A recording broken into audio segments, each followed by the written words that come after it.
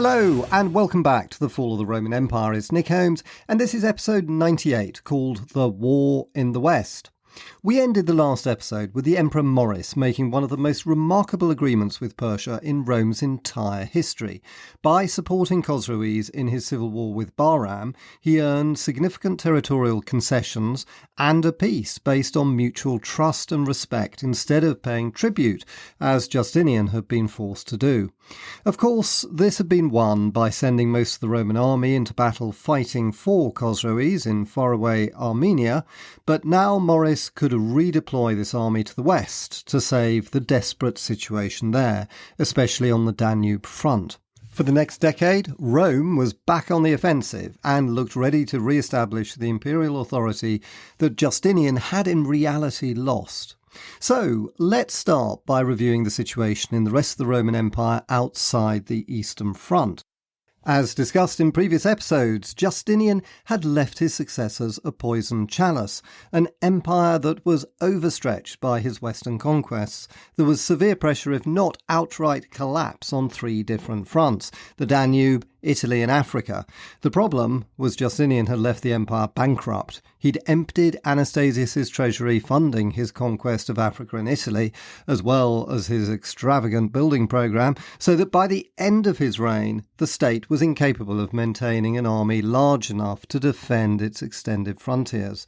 And the real problem for his successors was that the fortune spent on his wars of reconquest could never be recovered because Italy and Africa were simply not wealthy enough to remit surplus taxes back to Constantinople. Economically, they were, as the leading authority on the economy of the late Roman Empire, Michael Hendy, has said, a dead loss. Justinian's additional mistake was to pay tribute to his principal adversaries, the Persians and the Avars. He thought it was cheaper to pay them tribute rather than invest in the army. This was a colossal mistake and my main criticism of Justinian. But with Khosroes now almost his vassal, Maurice had the chance to put this right. So, if we start with Italy, the Lombard invasion of 568 had reduced it to chaos. Justin II and Tiberius II had been too preoccupied fighting along the Danube and in the east to send any troops to save Italy from the Lombards, and in the 570s, two-thirds of the Italian peninsula was occupied by the Lombards, with the Romans clinging on to Ravenna, Rome, and all of the Italian islands, including Sicily, Corsica and Sardinia, since the Lombards had no naval power whatsoever. This meant that, to some extent, Roman Italy became isolated from the rest of the empire. Like Justin and Tiberius, Maurice couldn't send any troops to Italy, and instead, in 584, he recognised the special situation there by creating a new post of exarch, based in Ravenna. The exarch was the governor of Italy, and what made his position unusual was that it combined military, civil and religious authority.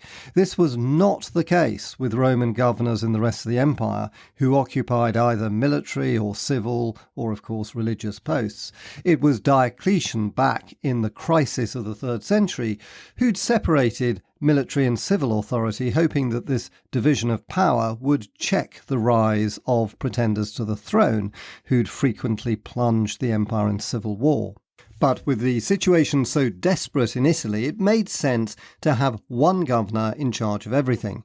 The exarch could marshal the limited resources at his disposal to defend what territories remained. But what really halted the Lombard advance was not the Romans, but the fragmentation of the Lombard kingdom into several duchies, which fought each other as much as they did the Romans.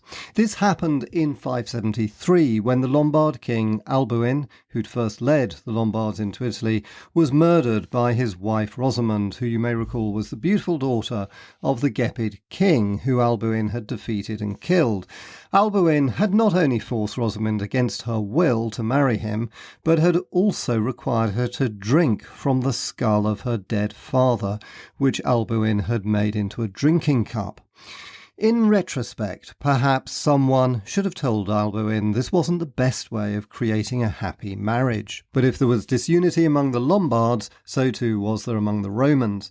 In particular, the Pope in Rome didn't enjoy taking orders from the Exarch in Ravenna, or even worse, from the Patriarch in Constantinople. And in 590, one of the most influential popes in history was appointed, Gregory the Great, who became a powerful force in the still fragile Catholic Church. One of his many famous actions was to write to Maurice, condemning the Patriarch in Constantinople for claiming spiritual authority over Rome. He repeated Cicero's famous words, "O tempora, O mores," meaning roughly, "what awful times we live in," to denigrate the Patriarch's impudence. Most historians date the beginning of the religious conflict between Rome and Constantinople, or between Catholic and Orthodox Christians, to this time, which would gradually get worse during the Middle Ages, resulting in the Schism of 1055 and contributing to the sack of Constantinople in the Fourth Crusade of 1204. Another interesting development at this time, which would have enormous longer-term significance, was the growing independence of some of the Roman strongholds dotted around Italy, and in particular one of them based at the top of the Adriatic in a watery lagoon that would subsequently develop centuries later into the Republic of Venice. The title of its leader in the Middle Ages, the Doge, traced its origins back to those days when its Roman governor was called the Dux Veneciarum Provinciae, literally Duke of the Venetian provinces in Latin. So let's leave the chaotic situation in Italy to look at Justinian's other main conquest, Carthage with its North African hinterland. This new acquisition was much more worthwhile than Italy. I suspect North Africa was considerably wealthier than Italy, and it was certainly more secure. But even so, it was still unable to send much, if any, tax revenues back to Constantinople. And Maurice left it to fend for itself in the same way as Italy. To this end, in 590, he created another exarchate, giving all authority to the Exarch of North Africa, based in Carthage. The first exarch was Gennadius, who was very successful and defeated the encroaching Berbers, and Roman rule in North Africa was more successful than it was in Italy. And it wasn't just in Italy and North Africa that Maurice was active. In Spain, Roman forces were still clinging on to Seville and Cartagena, although they lost Cordoba to the Visigoths. And in the old province of Gaul, Maurice maintained a lively dialogue with the Franks, helped by the capture of the Frankish princess Ingund in Spain in 582, who was held as a hostage in Constantinople. He entreated the Franks to invade Italy and distract the Lombards, and he even sent some financial incentives to them to do this, although their intervention was in fact minor. We have an interesting insight into Maurice's vision of the future of the Roman Empire from his succession plans, which were never fulfilled, as we'll soon hear. But in 597, when he was seriously ill, he wrote a will in which he planned to divide the empire between his sons, with his eldest son Theodosius ruling the east from Constantinople, while his son Tiberius ruled the west from Rome. And he may even have considered having some of his other sons rule in subsidiary positions, for example, one in Egypt and another in Carthage, thereby dividing the empire into 4 segments, like Diocletian's tetrarchy. This might have been a reasonable idea when the empire was under such heavy external pressure, as had been the case in the 3rd century, when Diocletian's division of the empire into 4 parts worked remarkably well, until it fell apart after his death. But of course, none of this was to happen, since he and his family, he had 9 children with his wife Constantina, who was Tiberius's daughter, were to meet a truly horrific end, as we will discover in the next episode. But before then, we now need to turn to the other main theme in the story of Maurice's remarkable reign: the long war against the Avars and Slavs to secure and effectively to reconquer the Balkan provinces, something which was made possible by the peace treaty with Persia in 592. And we need to go back to the beginning of our story, well before peace was concluded with the Persians, back in 579, when the Emperor Tiberius, his treasury empty, stopped making the annual tribute payment of 80,000 solidi to the Avars, who responded by laying siege to Sirmium, the strategically important city located high up on the Danube in modern-day Serbia, which held out for about 3 years before Tiberius agreed to surrender it on condition its inhabitants were released, and he paid a hefty tribute of 280,000 solidi. When Maurice became emperor in 582, the Avars asked for an elephant and a golden couch in addition to the normal tribute, which Maurice, preoccupied with Persia, thought best to give them. But it wasn't enough, and in 583 they asked for the tribute to be increased to 100,000 solidi. This was too much for Maurice, and he refused to pay, prompting the Avars to lay siege to Singidunum, close to Sirmium. The city quickly fell, since it was harvest time and the inhabitants were caught off guard out in the fields.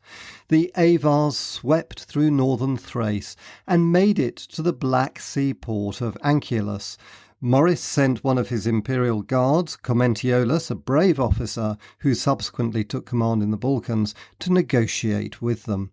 He nearly had a punch-up with the Avar ambassadors, whose arrogance offended him, but they agreed to withdraw for 100,000 solidi.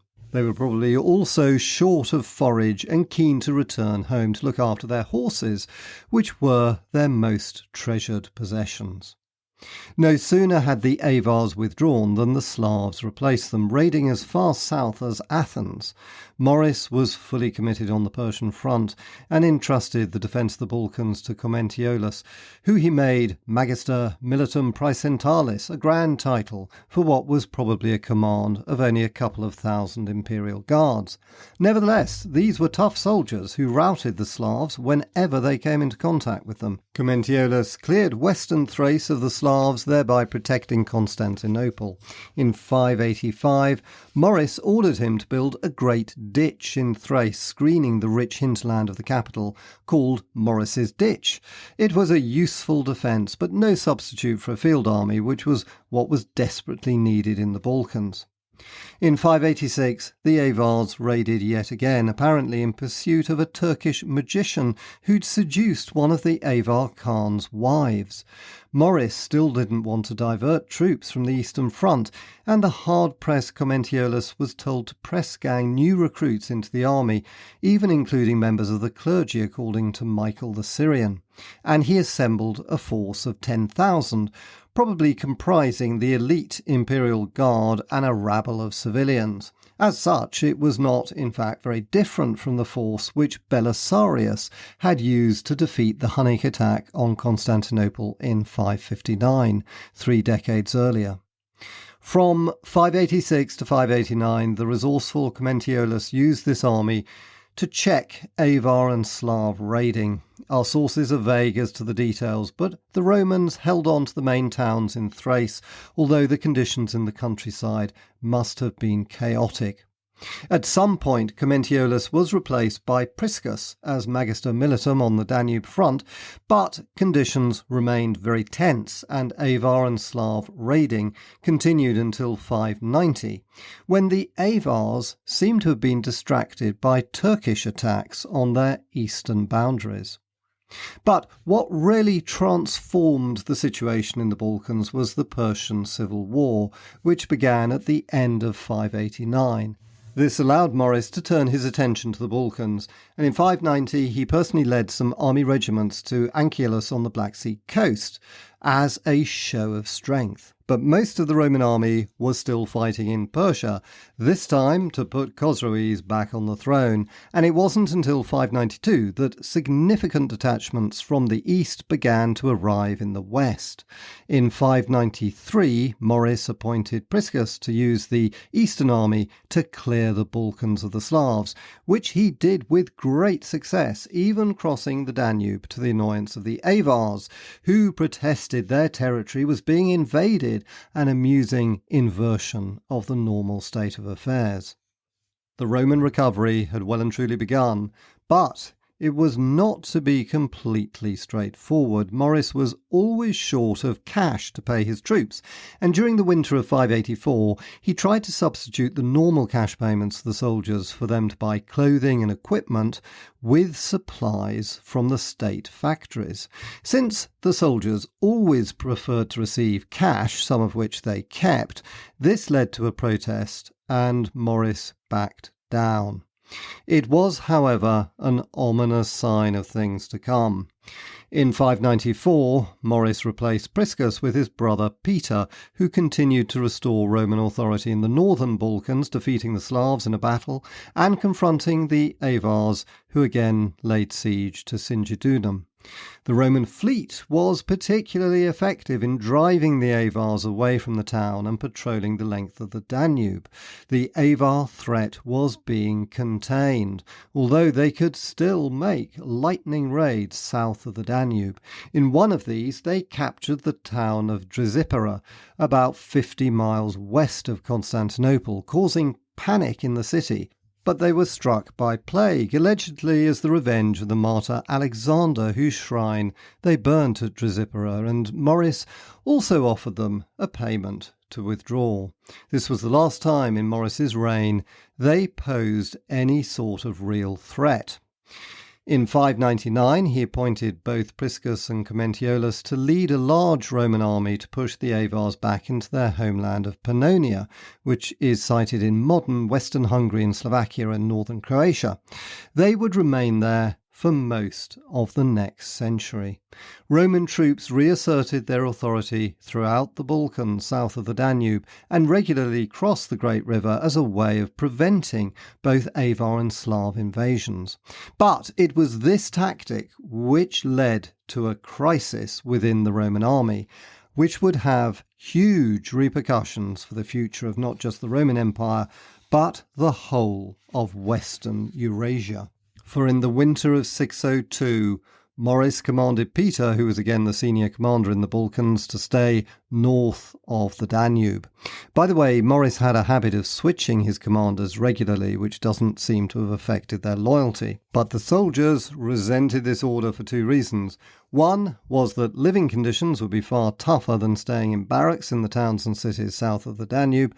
The other was that the soldiers regarded Maurice as a cheapskate who wanted the army to live off the land, so he didn't have to pay for supplies of food. Historians are unsure what Maurice's true motives were. There was a clear military rationale for taking the war to the Slavs in winter, which is explained in Maurice's military text, the Strategikon, since the Slavs were more vulnerable during the harsh winter months when their families were less mobile in the cold and snowy conditions, and the Romans could track them down more easily and destroy their settlements. So it could well be that Maurice felt wintering in enemy territory would allow him to finish the Slavs off once and for all. And it was also cheaper than living in barracks, so for him it was a double win.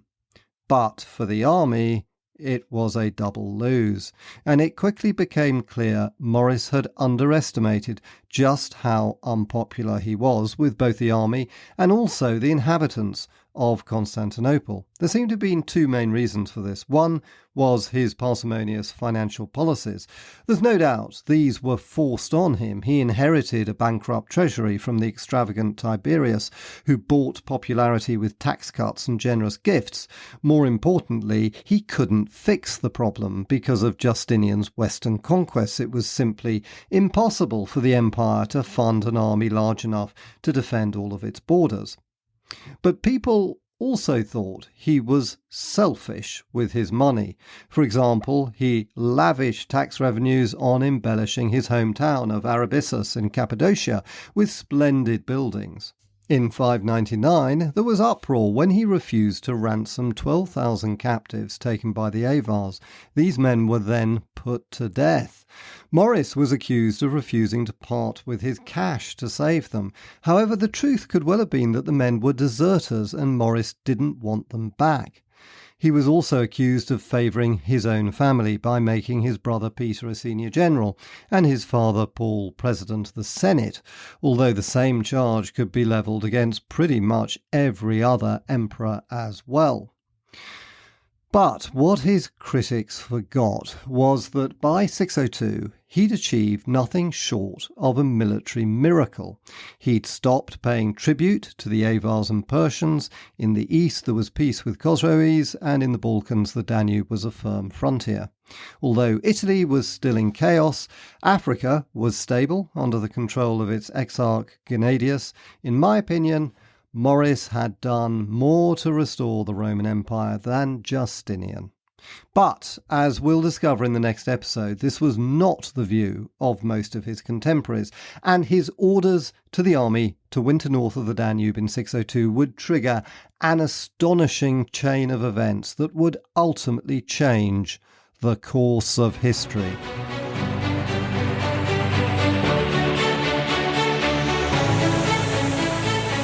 And that ends this episode. Thanks so much for listening, and I hope you enjoyed it. The next episode will be in 2 weeks' time, on the 16th of November. And if you like the podcast, please do leave a review and recommend it to a friend. That would be fantastic.